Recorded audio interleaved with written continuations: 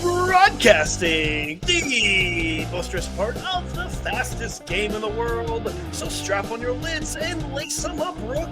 You're listening to the Barn Chirpers Hockey Podcast. Take a lap. Clap it up, boys. Clap it up. Happy New Year to everybody out there. It is a new year. Same show. We're still chirping, still talking S. And you can do that with us at Barn Chirpers Pod on the Instagram and the threads. You know what to do with all the podcasting platforms and the YouTubes. Hit the subscribe, the like, the share, the 5-star. Send us a free coffee, or maybe that's another thing. I don't really know how the internet works. But hey, thanks for listening to us. And Captain, that is a beautiful mustard yellow mustard cat's sweater. It's Johansson, right? That's what Liam had. Yeah, that's right. I got a Matthias Ekholm. That's right. Days before he got traded. Then he got traded. That's right. Yeah. That's always fun. But hey, you never know. Maybe he'll be back. Who knows? It is, trade talks are going to be heating up here now that we're in January. So we'll see what happens. Maybe he gets moved again. But speaking of sweaters, we have one more sweater game to play. So you already know it's in the Western Conference. Mm-hmm. I'm going to give you another hint because I don't know if I've ever talked about this one. So it is a current player. So you give me those two hints. Let's what are we doing? Let's go ahead and rock and roll. You have two hints. You should let's see if you nail it. I mean, look, before we even get any further, I'm happy that I somehow nailed last week's because that's one we've never talked about. Yeah, it's true. Yep.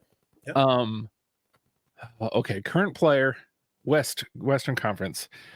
Somebody we've never talked about. I mean, maybe I might have mentioned. It's possible, but I don't recall. It might have been a long time ago that I mentioned this player. Oh boy. I don't remember for sure. Is it a defenseman? Cold. Okay.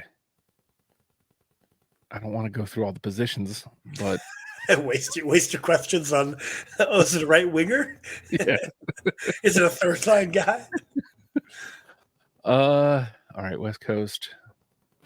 All right, is this a member of the Seattle Kraken? Cold. Oh my gosh. Okay. So I went with a team and a position. Yeah. Remember, not just West Coast, Western Conference. Western Conference, right. You already hit me off with the Blues one once. Yep. Sure did. Because that one tripped me up. I always forget that they're Western Conference. Is it a Dallas Star? Hot. Okay. Now I have to figure out who the player is. Who have we talked about? Handful of options on that squad. Yeah. Who have we actually talked about, though? We've talked about Ben. I know you like this player, and I think you've mentioned before that you're rooting for him to get one because he spent so much time on the Sharks. Pavelski? You're warm, but it's not Pavelski. And I do like Captain America. I do definitely like Captain America. But you do have the team right. It is a Dallas Star. So I'll give you that home green right there. Such a good green. It is a good green. It's very solid. And the player is none other than Jason Robertson. Number 21, sense. Jason Robertson, the kid. That's probably the guy. Yeah. Had a hell of a year last year. Hasn't really shown up yet this year. Surprisingly, because Dallas is still in the thick of things. And Dallas is doing good, but I'm not really sure what's going on with him.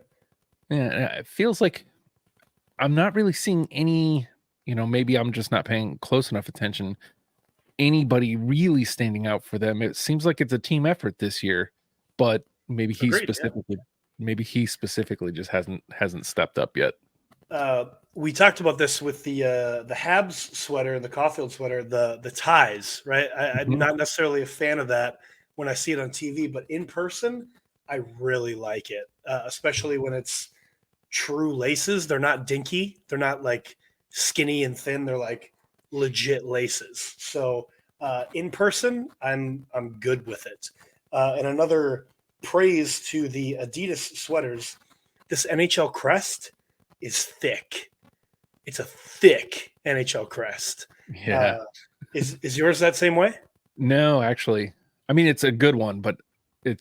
I actually really love this one specifically. But Well, yours is Adidas, isn't it? Or no? yeah, it is. It is. Oh, It's weird. Like this one isn't thick. I feel like some of my other ones are. That's why I kind of did this. I was like, wait a yeah. second, is this one?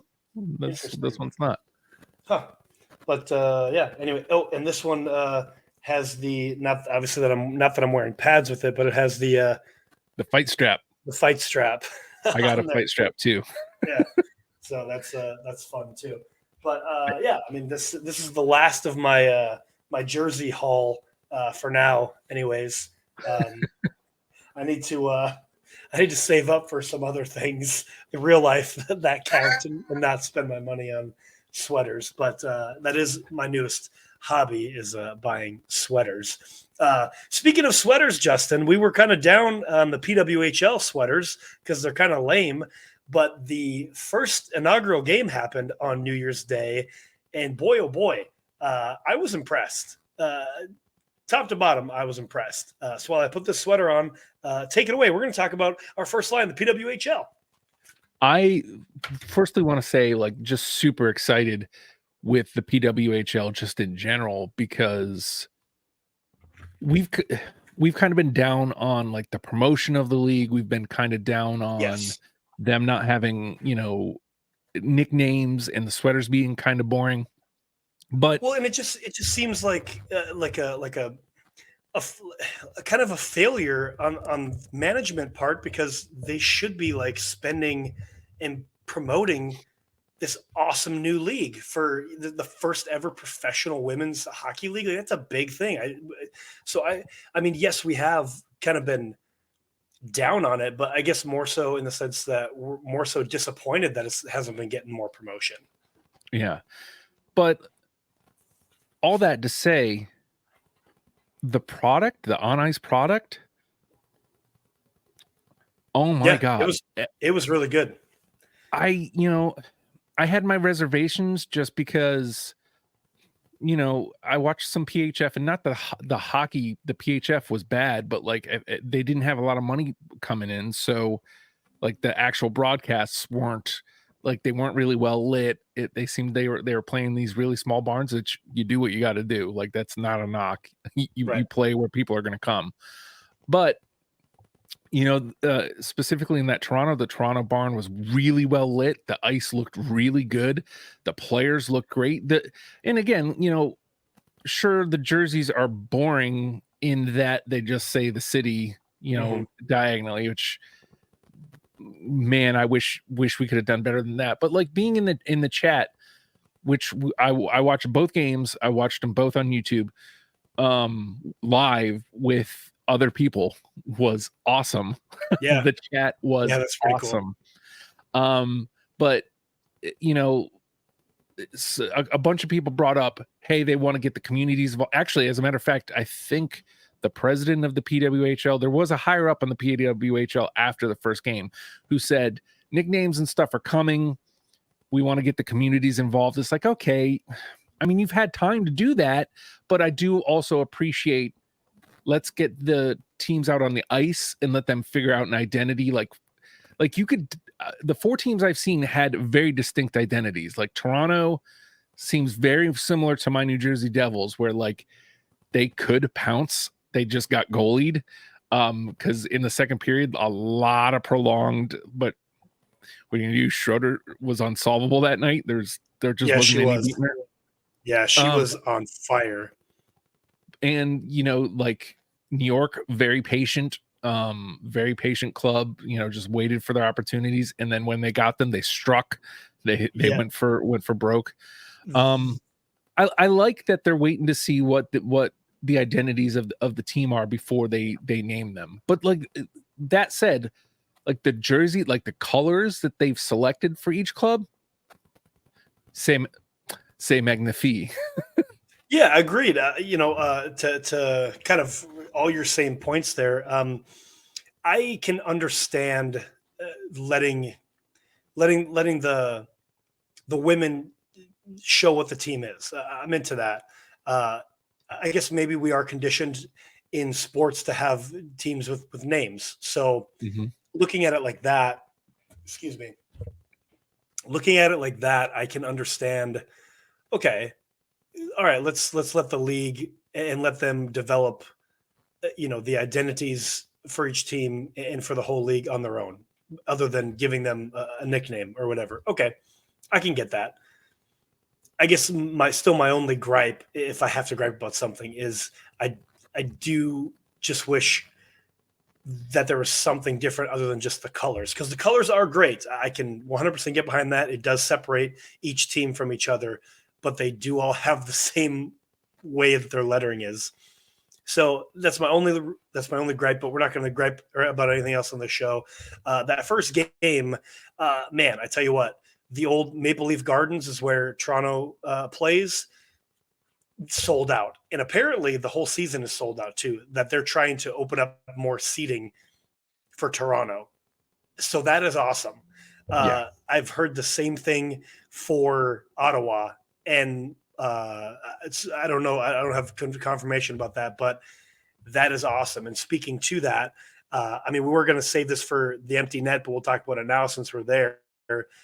Sold out crowd in Ottawa as well on January 2nd. So that would have been yesterday, right? If I'm on my right days, that would have been yesterday. And that was the largest crowd in professional women's hockey history, 8,318 fans. So Ottawa is playing in a bigger barn than Toronto, which is interesting to me. And Minnesota is playing at the XL Energy Center. So they're playing in the biggest barn, which is also interesting. So across the board, this is great to see right off the bat here.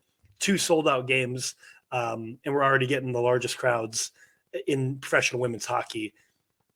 I mean, snaps and claps to that. We love to see this on the show and just as a hockey fan in general. But again, across the board, I mean, that's good for professional women's sports too. Like if you can build on this for other things, other leagues. And I know obviously professional women's hockey isn't the first professional women's league in history, but this is a good sign for things to come, I think, just in professional sports for women too.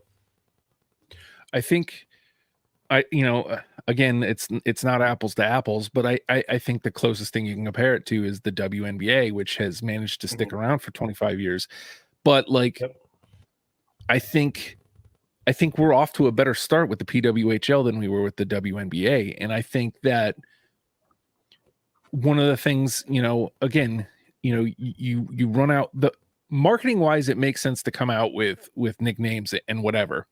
But with hockey, I feel like you want to be in on that ground floor. Like you want the fans to feel like they're part of that community. And part of that is helping name the team. I do. I agree. You hate to see the missed marketing opportunity, like the money that's getting left on the table. Cause I mean, I thought for sure I was going to be a Toronto fan because I'm a Sarah Nurse mark. But like when I watched Ottawa last night, it's very close to the kind of hockey that I love. And they're far and away the most team.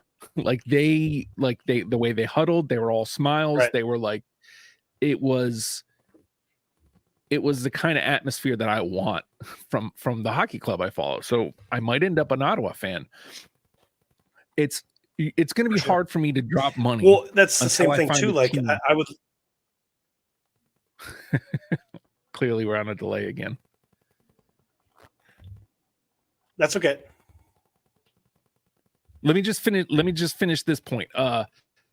It's going to be hard for me to drop money on a sweater if unless I like just absolutely fall in love with a player that I just need to have, it's going to be hard for me to drop money on a sweater that doesn't have a crest, that doesn't, that just says Ottawa. Like that's, it's going to be hard for me to come out of my pocket for that.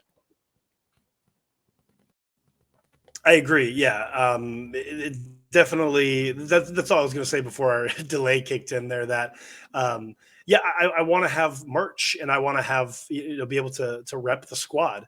Obviously, I'm going to be a Minnesota fan because I love that. So that's the only thing. Again, not to be nitpicky on this show because we want to be praising the PWHL because it turned out to be great. Okay, I have one more gripe, and that's simply that. Thankfully, I did find the game on YouTube, but man, there was a tough time. I mean, I just happened to go to YouTube and like, I wonder if I can see it if someone has a live stream, and it was right there on the PWHL, feed. That's that from anything that I saw wasn't put out where you could watch it. The only thing that I saw was Sportsnet Canada talking about you can watch it if you're in Canada or the New York region. Like, all right, well, I'm not any of those. So I just happened to stumble upon YouTube. So I just wish that was put out more. We did put it up on our Instagram. So if you're listening to this, you can watch PWHL games on YouTube, which is great. So again, the first match was Toronto versus New York. A lot of firsts in that game, Justin. The first PWHL goal was by Ella Shelton of New York. Whew, we talked about Schroeder in the net, first PWHL shutout. Of course, New York gets the first PWHL win in history. And then the very next day, Ottawa gets the first ever overtime win. So a lot of firsts in the PWHL. Boom, boom, boom. Stick taps to that. Yeah, and I want to tag onto this because this goes back to what I was saying about being in the chat in the YouTube. Stick taps to the, as she proclaimed herself, the YouTube gal. She hasn't named herself, but the PWHL's YouTube gal, who's just in there moderating. She's just in there moderating chat, having a blast. We've had 2 games, both as we called spicy hockey, and overtime last night we called extra spicy hockey. So it was just a blast. And I also wanted to point out, nice. Yes, KEG is their name on YouTube. KEG, all caps. I don't know the person's name, but I had a couple back and forth with them in the YouTube chat. They said they were going to subscribe. So hi, Keg. Hopefully you're here. But it was, hey, Keg, what's up? Excuse me, I was wrong. Montreal got the first overtime win. They were playing in Ottawa, but Montreal got the first overtime win. Let me correct myself about that. My apologies. And they came back too. Ottawa going into like the last 2 minutes was up 2-1. Montreal tied it up, with 2 minutes left, and then got the W in overtime. But it's really good hockey. Like the same questions keep getting asked. Are they allowed to hit? Yes. Watch it. There's hit. Like I think technically in the rule book is you can't have open ice hits, but they were hitting. It was physical. It wasn't noticeably slower. I didn't see anything noticeably slower of watching, NHL. I mean, there's going to be a difference between a lot of the pros in the NHL have been literally playing at a professional level for years. This is the first time that women can really truly be considered professional. So they've played a game. Give them a break.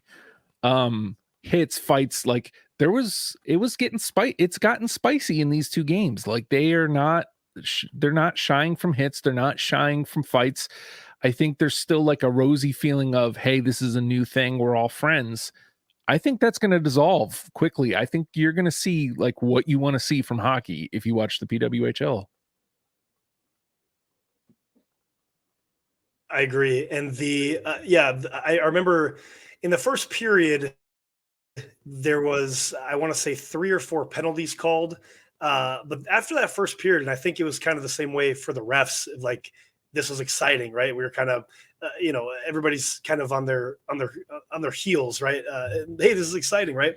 But after that, the whistles were kind of put away, unless it was something egregious. I loved that. Number one, number two, yeah, like you said, physicality. Like there was some hits, and I love that. I was listening to an interview that Sarah Nurse did on another podcast, and she is on the board to do the CBA. And I guess that was one of the things that they wanted to have was, you know, to have physicality, because they play a physical game. Like there's no reason why there can't be hits. So I hope that does continue. Again, like just like for in the NHL, like, do we necessarily need egregious hits? No, we don't want to see anybody get hit from behind. We don't want to see anybody get clipped in the leg, but a good solid hit in the boards, physicality in front of the net. Yeah. Why don't we? It's hockey. That's what hockey was born on. It's physicality. Yeah. So let's continue that. So hopefully that does continue. And like you said, I think I agree too that, it's the first week essentially of the season. Like, oh my God, this is so great. I think that's going to dissipate over the next couple weeks where it's like, nah, it's game time now. Like, yeah, we're all in this league together, but I want to win. And I think, most teams will take that moving forward, just like you said there. So one other thing I wanted to mention, because this is probably the first in sports, probably, I would guess, history, unless anytime it would have happened before this, somebody would have had to have been closeted. Montreal's second goal last night, two line mates, they were engaged. The goal scorer was engaged to the person who gave that's him pretty assist. Awesome. Right? Like from line mates to life mates. Like how that's awesome pretty awesome. Is that? That's pretty dope. I mean, like I relish the fact was that the first one in the franchise? It was the second goal in the franchise. So like it was the game that tied it up. It was the game tie up.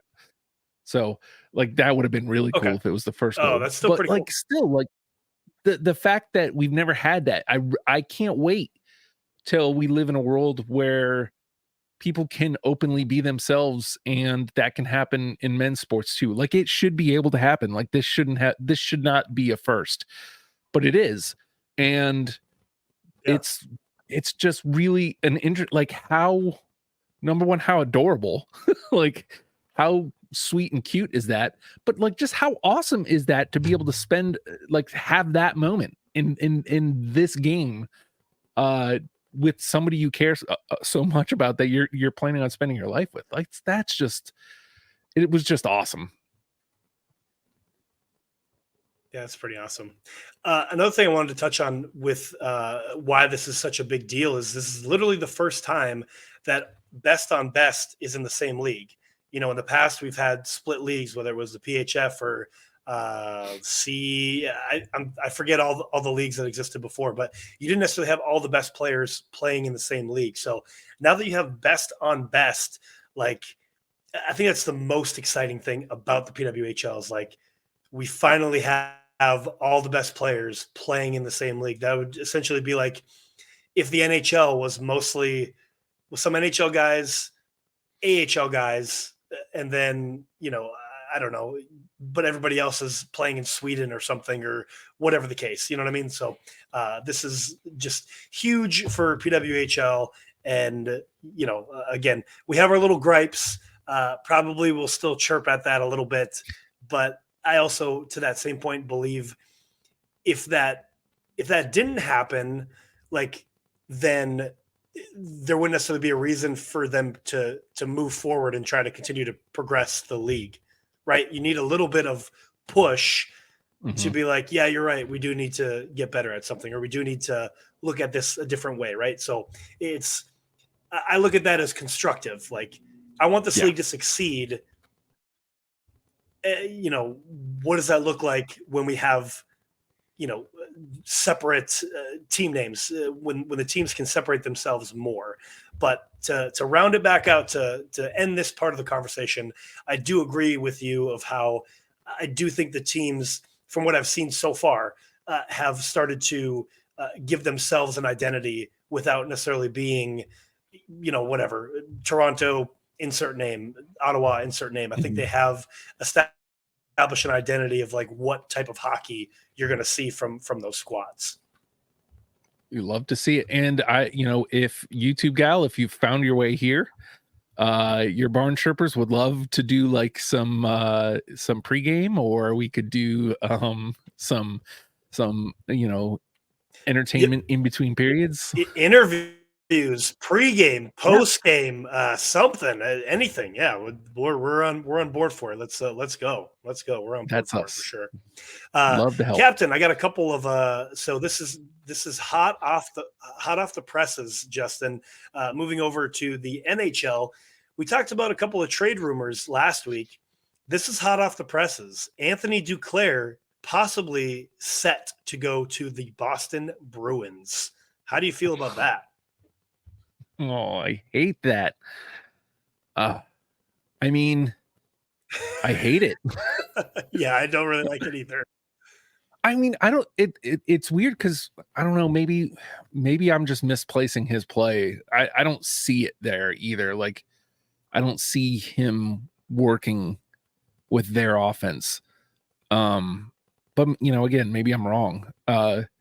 We also just kind of got brutalized by Boston a couple days ago, so like it's still kind of fresh on my mind. I mean, we brought up Vancouver last week, and I love that. I don't see where he fits into Boston.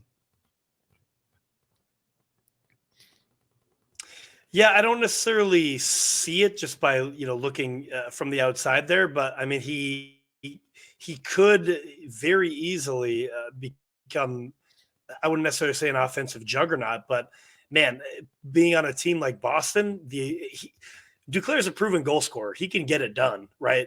Just look at his time in Florida. Like, he came up with some key goals. So if he's in Boston, yeah, I mean, I think he's kind of set up to score some, needed goals when they definitely count, crunch time, if you will. The same can be said when we talked about him going to the Canucks. But yeah, that's the hot trade rumor that I just came across this morning. I wanted to bring that up early in the show. Hopefully it doesn't happen. I'd rather see him somewhere else like Vancouver, but either way, I mean, a guy like Anthony Duclair in your squad, you're only adding to the value of your team with that.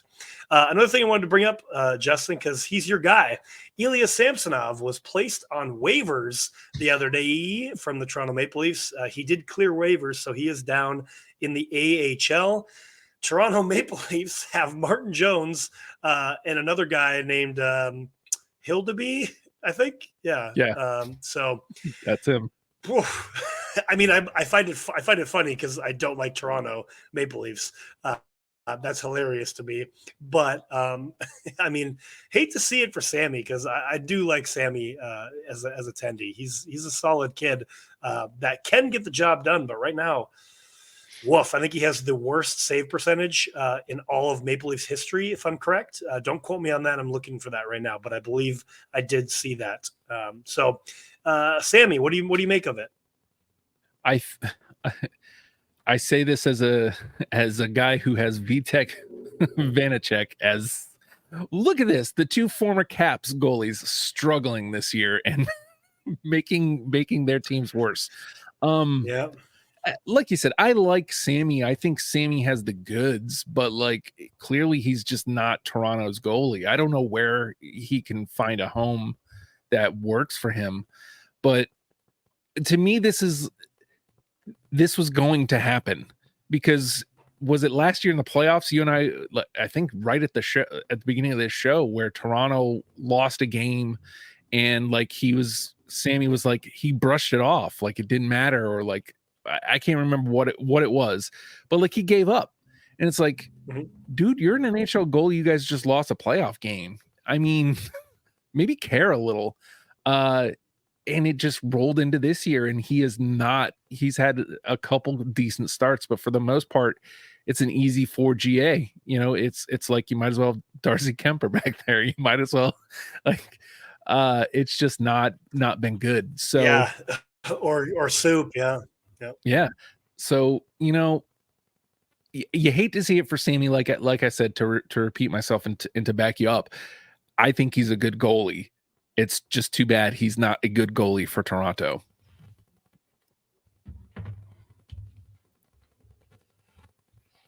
Yeah, I don't think he's necessarily the guy. I think that's seemingly, and I think he's shown it as just a lot of pressure for him to be the guy and do all of those starts. But I guess it remains to be seen. Again, I find it funny because I don't like the Toronto Maple Leafs, but I hate it for Sammy because he's on a good squad. That can have some defense. He can probably still be. I mean, when he was with the Caps, he was pretty good as a Cap for the most part. Like he was definitely never this bad when he played for the Caps. So, woof. I guess we'll see. Kind of what happens. So a guy that I think we definitely need to talk about. I was going to save this for the empty net, but again, we're kind of a little bit all over the place today, not the usual flow. But Sidney Crosby is now just moved into 12th all-time, passing Jumbo Joe Thornton for all-time points. We've talked about it, I think, the last couple of weeks. He's still doing it at 37. So sky's the limit for this kid. It's just crazy. I mean, again, like this is another guy like you have begrudging respect for because he plays for a franchise he can't stand. And because he got so many favorable calls when like he came into the league, and it's like, Sid the kid. But like he's still playing quality hockey. And so it's like you hate to see it kind of getting peed away because Pittsburgh, I mean, I say that, and they are right now back in the thick of things. I think they're at 38 points. They might even be at 40 points, which there's like a knot of 3 or 4 squads with 40. But I don't know, man. I guess to make the direct correlation, Sid's still doing it. Covey still could, but don't you kind of wish Ovi still was? You know what I mean? Like I feel like Ovi can, but he's not. Yeah. Yeah, I'm not sure what's going on with Ovi, other than like it just seems Father Time is kind of catching up to the grade 8. And I don't know. I mean, I think team has something to do with it too. There's no more Nick Backstrom. I mean, Dylan Strome has been a solid centerpiece for the Capitals. They're 1A center, but he's not Nick Backstrom, and that was a lot in Ovi's career. A lot of it was being fed from Nick Backstrom, and now Ovi's a little bit older. So there's that playing on a, I'll say it, mediocre at best Capitals squad. Truly, it's just Lindgren has kept them in the thick of things. Now he's hurt too, so we'll see what happens there.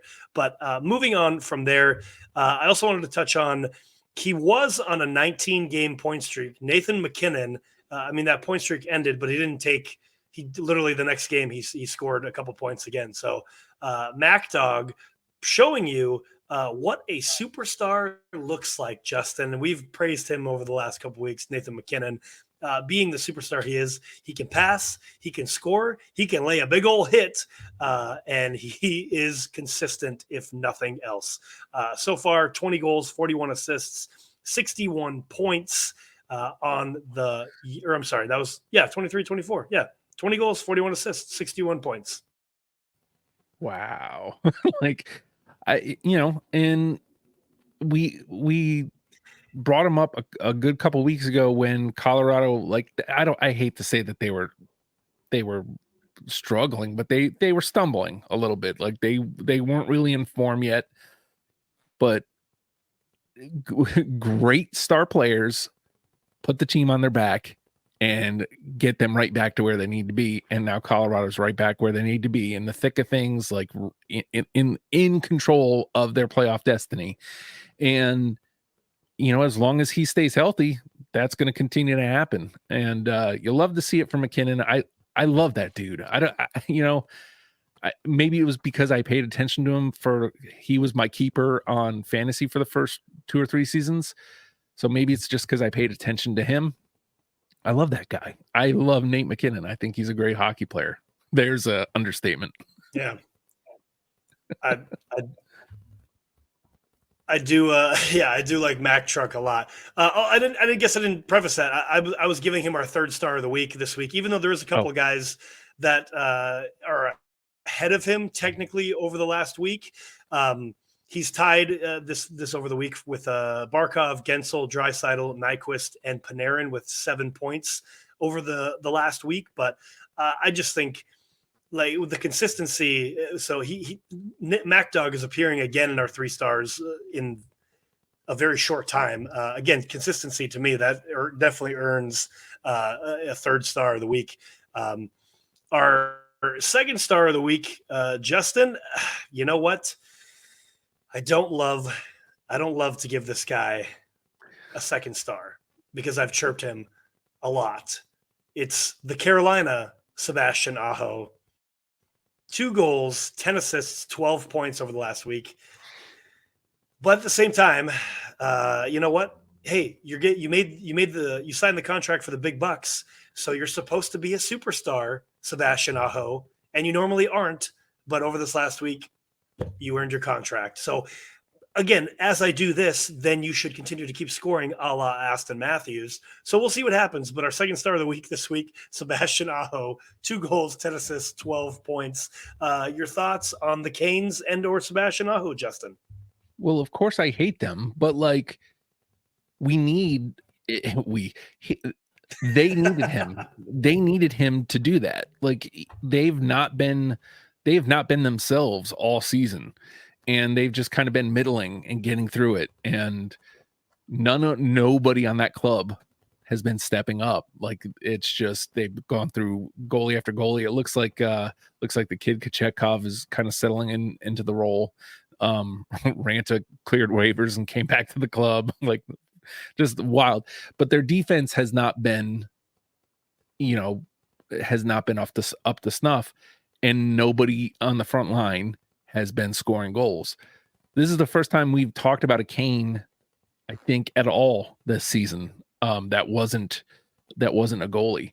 So the fact that he kind of finally stood up and was like, all right, well, the club needs somebody to steer the ship. I'm going to do it, at least for this week. So like you said, it'll be bad for me and my devs, but you sign the deal, you sign the check, then play like it. It's as simple as that. You got to show up. You got to show up. This is a superstar check-in. A guy that we haven't talked about, but a guy that has only scored 1 point he only scored 1 point in the whole month of December. Obviously now we're in January. He did score a goal last night. It's Jonathan Huberdeau making a whopping, I forget what his exact contract is. It's over $8 million though. He's supposed to be a superstar. Has disappeared for almost 2 seasons now. Again, this is the chirp at you, Jonathan Huberdeau. You're supposed to be a superstar. So why don't you play like it? Why don't you act like it? And of course, this is the chirp to now get you on a roll. So when Huberdeau gets on a roll, you're welcome for chirping you. But again, you make well over $8 million. Maybe you should play like it. And maybe Calgary would have a chance. But anyway, moving on. So, I mean, we're a goalie podcast. We love our goalies. And this very special goalie, there's no doubt in our minds that she deserves the first star of the week. First ever shutout in PWHL history. It's from PWHL New York. She is Corinne Schroeder. She made 29 saves on Monday. She gets that first she did a lot of firsts. First win in PWHL history and first shutout in PWHL history. So, Corinne Schroeder, you are our first star of the week. Congratulations to the PWHL and PWHL New York. And I think to that same point, first star of the week really just goes to the entire league as well. Yeah.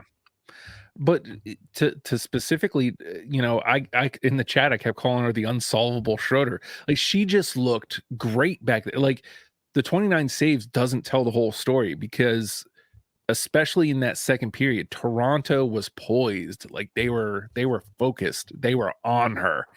And she was just a wall, man. Like there was no beating her. And thankfully for her, the club stepped up. They scored 3 quick ones in the fourth to make it 4-0, or the third rather, to make it 4-0. And so then she could just sit back and just make saves. And sure, if I make enough Make the saves, saves you got to make. Exactly. And it's because of her keeping them in the game for 2 periods of like just an onslaught. Like I said, that second period was an onslaught. Toronto was, they spent most of the time shooting the puck. But she stopped them. And like she just wasn't going to be beat. And we talk about superstars putting the team on her back. That is what Corinne Schroeder did. So she sure did. I do think, tip of the cap, stick taps and sellies to you, Corinne Schroeder. I do think there's an honorable mention for another goaltender who literally put the Kraken on his back in the Winter Classic, and that's Joey Decord. A 3-0 shutout, another first in Winter Classic history. He owned that game, and Vegas was same thing like you just said. Vegas was on him a lot. He made a couple of really outstanding saves. One specifically on Jack Eichel, where it was a wide open net and got a glove save out of nowhere. He definitely kept the Kraken, the momentum on the Kraken side the entire game. And while I say that, there wasn't really a chance for the Vegas Golden Knights. Truly, from what I saw from my view, like the Kraken had the entire game on their side, and Joey Decord was a huge reason for that, making key saves. So I know a couple weeks ago I said that the Kraken were out of it, and I didn't see anything positive. I don't know if I'm ready to say that they've turned things around because they still are out of a playoff spot, but they're on a 9-game point streak as of right now on Wednesday. And from the play that I just saw at the Winter Classic on Monday is like a complete 180 from the previous 2 games that I watched earlier in the year. So I'm hopeful that they can get into a wild card spot. I'm not necessarily sure that we can 100% say that yet, but I would love to see them work their way into that spot. And I do think, you know what? I said Grubauer was going to be a Vesta candidate this year. Obviously, that's not going to happen. If you can keep Decord's confidence up, roll with him and Drieger. Honestly, I mean, I know you spent the money on Grubauer, but man, you know what? Just keep Decord and Drieger if they're playing as well as they are. There's no reason to change that. Yeah, I was able to watch a majority of the game, and the Kraken that I saw in that game was the Kraken I loved watching last year. They're a lot closer to the Kraken I was hoping to see this year. So I'm sorry to interrupt you here, but they were physical too. Yeah. Mm-hmm. Mm-hmm. And that redirect from old boy Tolvanen in the beginning, like that first goal, like that redirect was perfect. It was a quality hockey game. What can I say? Agreed. Yeah. And there isn't any details on the 2025 Winter Classic yet, but here's an idea. And I know Minnesota was just in the Winter Classic 2 years ago against St. Louis, but Minnesota Wild versus the Dallas Stars in St. Paul, Minnesota, old stars versus new stars, basically. I think that's a big Winter Classic thing, but I'm sure it'll probably be like Connor Bedard versus somebody. I'm sure it'll be in Chicago because I get it. It's marketable. I get you want marketable markets, but how is it that you have how many Canadian teams? Vancouver, Ottawa, Montreal, Winnipeg. None of them have been in a Winter Classic yet.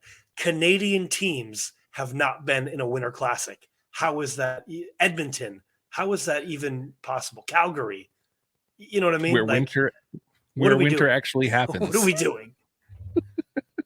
Let's not put the Winter Exactly. Classic where What are we winter doing? actually happens. Yeah, what are we doing? Anyway, anyway. We're moving on from that. I'm sure it'll be Connor Bedard versus Sidney Crosby, Pittsburgh versus Chicago again, more than likely. But anyway, let's pull the goalie here. Something we don't love, and this is breaking. 33rd NHL teams expansion location revealed. Kevin Weeks says the project is moving full steam ahead with arena designs progressing swiftly and builder interviews underway. Quote, I'm told word on the street is that the South Forsyth project in suburban Atlanta, including an arena, is all ahead, full speed with the design moving quickly and interviews for builders taking place. That is from Hockey Book Hockey and Kevin Weeks' comment. I know, right? Why? Why? I mean, Why? from what I understand, fan support wasn't the problem with the Thrashers. To be fair, I don't know that this is any better. Like, right? It was. Yeah, I mean, really, what it comes down to is management, a management team, and an owner willing to put in money to put a quality hockey club on the ice. I do think. I mean, we look at the Yotes, right? They've not had an owner put in money into the squad for a long time, and it shows, right? But now we have a at least a better team on the ice, and fan support is through the roof, even if it is bandwagoners. How else do you build the squad? You get bandwagon people to jump on who then become fans, right? I'm right here. I'm right here because I love seeing the product. So I guess I see expansion as not necessarily like, oh, because it's going to Atlanta, more so like, why do we feel the need to add another team? Because then you're going to add a 34th to make it even, because that makes sense. Yep. All of a sudden now we're going to really start like diluting the product on the ice. Like, yeah, there's a lot of hockey players, but all of a sudden now you have 34 teams that you have to fill. So, a 20 person squad on the ice plus a farm team. And like, man, all of a sudden you start to see like, I just see that as what we saw during COVID times, where there was like, I forget what they called the reserve squad of 9 people. It was like, you know what I'm talking about? But it's like fill-ins, right? In case somebody came down with COVID, they had the fill-ins, right? That's how I see it going in regular gameplay. If we start adding more teams, there's not enough quality guys. You're going to start icing AHL teams. That's like, we're going to have like 4 San Jose Sharks. Yuck. I think to hammer your point home, I think what the biggest thing is the marketing point is supposed to be, we're trying to grow hockey, but you're not. And it would be different if hockey was hot here in America and a lot of kids were playing hockey and they were getting interested in hockey and playing juniors and going up and getting drafted, but they're not. It just, there are American hockey players, but there aren't that many to continue fueling the minor leagues of hockey. And even if it got hot now, you're talking 6 years before those kids are probably eligible for draft. And what is that? That's going to be 6 years of whatever this Atlanta club stinking. Like, I don't know, man. Like, it's a sticky situation. Yeah, because like I agree. Because I don't need another. Oh, sorry, I'm cutting you off. I don't need another like Vegas Golden Knights first year going to the Stanley Cup Finals. I'm not saying that, but again, you're icing squads that are just going to not be great. Like, that's not good for the sport. That's not going to grow anything. Even if you put a solid team out on the ice, that doesn't necessarily mean that it's going to be good. Right? And then all of a sudden, like, oh no, stick around with us, fans. We're going to be good in a few years. Normies aren't going to want to stick around for that. If you're not already a diehard hockey fan, you're not going to stick around for that. Just look at the league. Yeah. You know what I mean? So Yeah. I don't know. I think it's really all based on money. It's just money, like, Of because course. I forget the actual numbers, but Vegas's expansion fee was like 600 million or something. Seattle's was 800 million. So this new expansion is easily going to be well over $1 billion fee, right? And that's just to the owners. Players don't see that, right? So it's just a money thing. That's all it ever comes down to, and I hate that. Yeah.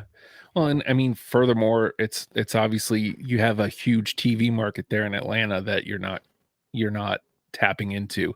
So again, I get all the business side of it. What's it going to do to the product? Is the product going to suffer? If you can figure out a way the product doesn't suffer, I still get very enjoyable NHL hockey games. All right. I just don't see that happening. Well, to that same point, Justin, you bring up a very good point.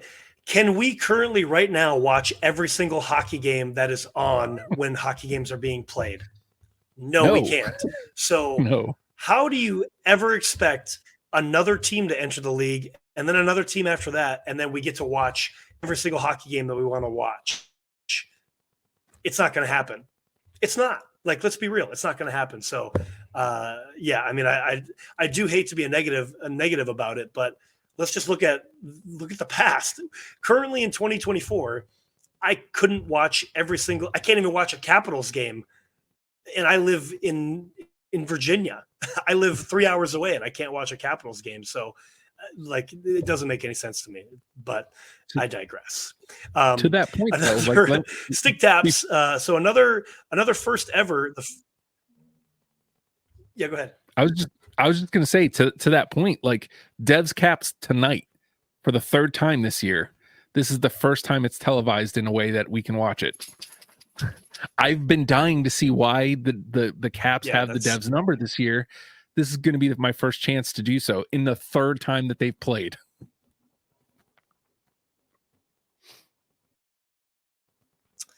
Yeah, that's just. Anyway, we digress, but I'm sure it'll come up again naturally because it is the league. Another stick tap to a first ever Justine Krause Theode. I'm sorry if I'm butchering your last name, but she is the first ever woman to get a shutout in a men's league game in France. The French national team goaltender made history as she became the first ever woman to post a shutout in a men's league game in France. The 21-year-old made all 25 saves in the Phoenix de Reims 6-0 win over the Titans de Colmar, in French Division 2 action. So that was that was the other day. And that was from Hockey Worldwide. So stick taps, just women kicking butt all over the world. Love to see it. Love to see it. We do love to see it. So with that said, everybody be safe out there. Hey, watch your NHL games that you can. And of course, hey, like, subscribe, do all that good stuff. We appreciate it. And you know what I mean? Play hard, keep your head up, and play to the whistle. Stick taps and sellies, boys. Clap it up. Yeah.